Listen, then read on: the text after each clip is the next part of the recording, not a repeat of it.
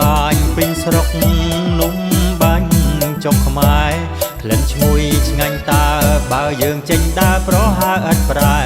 ស្រូបពោប៉ែចុកហោហាយរបោយបនឡាយខ្មែរយើងស្រស់ស្រងប្រពន្ធស្ដេចកូន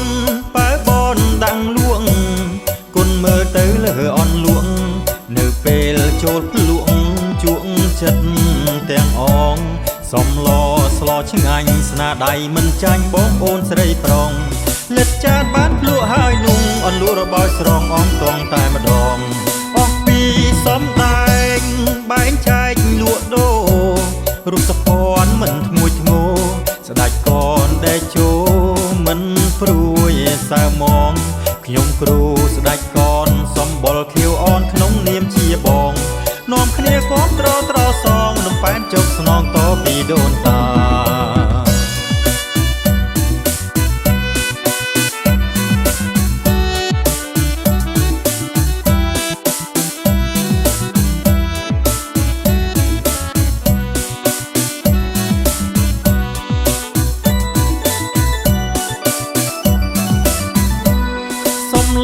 ស្លោស្លុកប្រហុកខ្ទីដូងសំបុលសំឡរលោងកើតលិចជើងត្បូងចូលខ្លួនពីសាថាឆ្ងាញ់ឆ្ងាញ់មែនគួរឲ្យច្រណែនស្ដេចកូនអងចា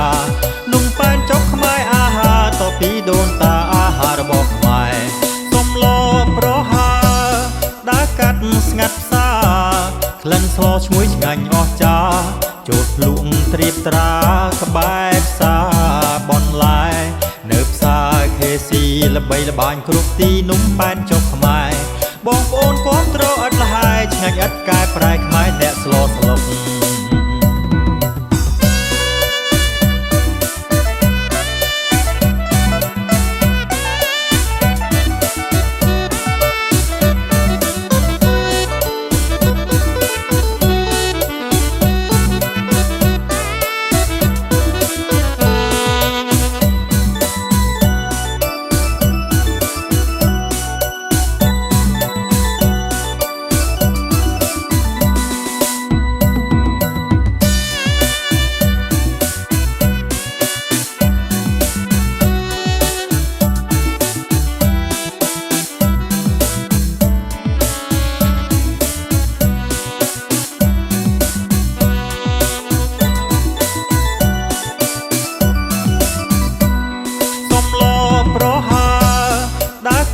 ស្ងាត់ផ្សា